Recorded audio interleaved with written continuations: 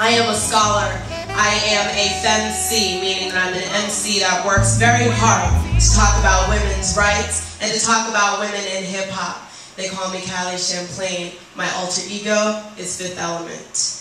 And what I want to do today is sort of show you how women in hip-hop make a way for a new type of feminism that can not only empower women, but can actually change how we begin to see how women and men function together in society.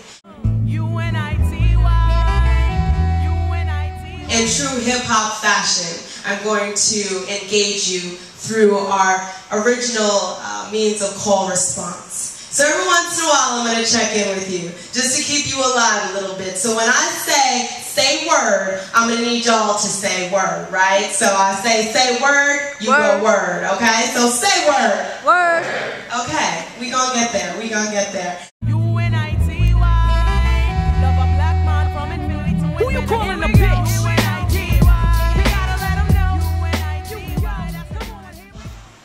But originally, I had come here and I had met Chuck D. How many people know who Chuck D is?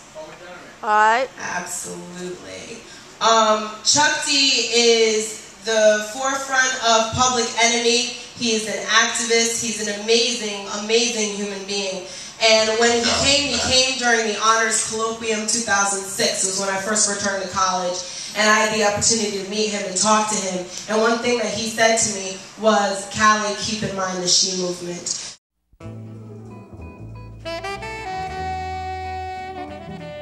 And what we're going to talk today is we're going to kind of get into it on an academic level as well as just kind of vibing out level, okay? Say word. Word. Oh my gosh. It's kind of weak. Say word. Word. Okay, we getting there. We getting there. So one of the things that I had explored is that within rhetorical theory, which was my focus in communication, a lot of times a woman of color's voice goes ignored. And what we're really talking about here is not just the voice of a woman of color, but the voice of a new type of feminism. And this is a feminism that goes beyond all boxes and boundaries, right? It's that feminism that doesn't make you have to be either Nicki Minaj or Lauryn Hill, right? Either Queen Latifah or Lil' Kim. It's a feminism that recognizes the power of women in all of their many different aspects. Theoretically, what I had done is I had gone in and looked at post-colonial theory as a means to do this. Post-colonial theory is a theory that happens when you discuss colonization and the impact on its people. I made it rhetorical by addressing the language, and we're going to talk about some of that language here today.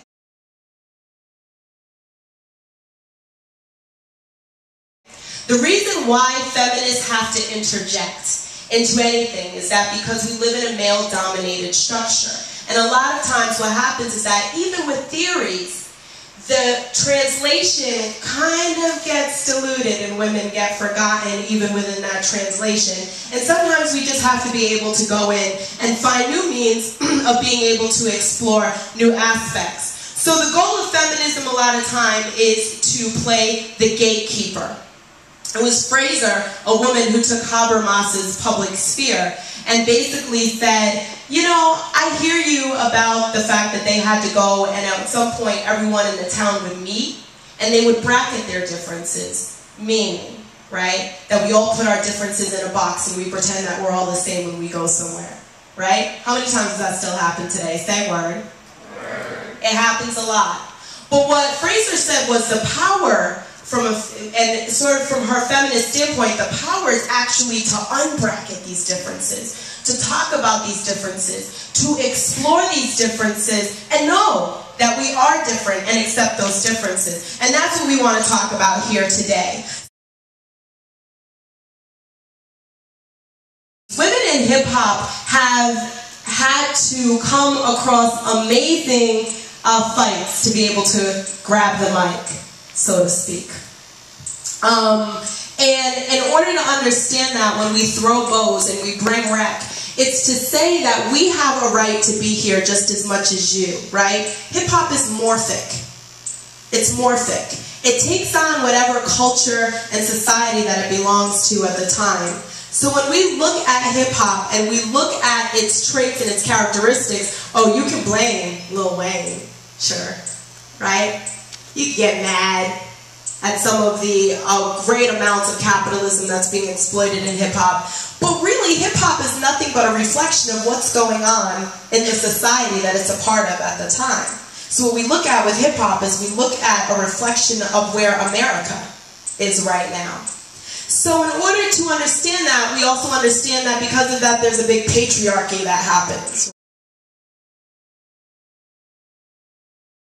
Davis and Hooks talk about the correlation between the history of slavery and colonization and the impact it had on black women and men. Both are critics important as they provide the evidence of a schism between race and class. And when I talk about a new type of feminism, especially with women of color, essentially what I'm talking about is us breaking down the separation between race, whatever that means, right? Whatever the census has taught us that means, right?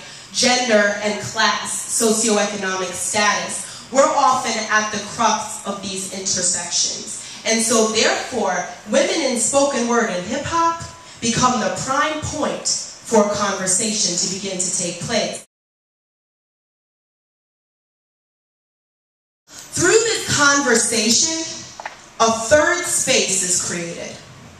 Okay? What is a third space, right? Well, this is essentially what we're talking about. It's when my story meets your story, right? And through this conversation, a third story is created that involves us. And neither one of us is ever the same again after the conversation takes place. This is something that Lara, in her book Moral Textures, called illocutionary force. Illocutionary force is the process by which we have a conversation and neither one of us are the same ever again. So essentially what you're looking at whenever you listen to music, you're having a conversation. You're listening to the message. You're responding to this message. And it's creating a third space in which people are never the same again. It just so happens that women in hip-hop and spoken word bring the wreck. So they make sure that when that third space occurs, right, you're never going to be able to think the same about them again.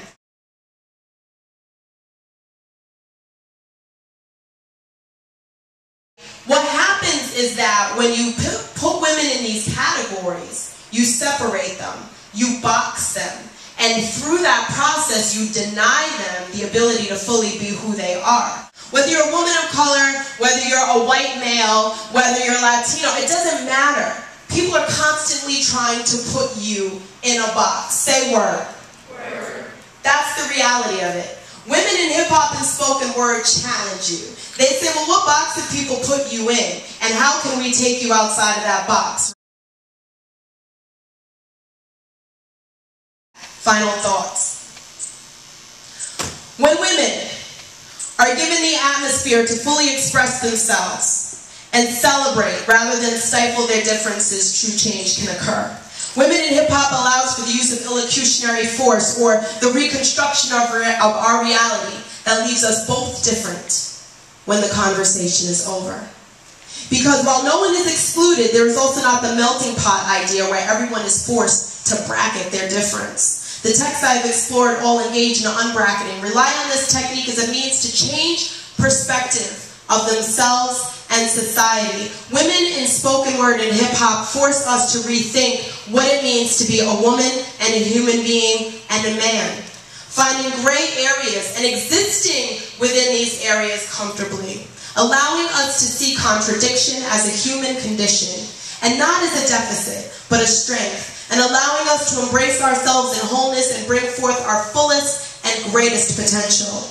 As Bell Hooks states in her essay, Marginality as a Site of Resistance, this is an intervention, a message from the space in the margin that is a site of creativity and power, that inclusive space where we recover ourselves, where we meet in solidarity to erase the category colonized and colonizer.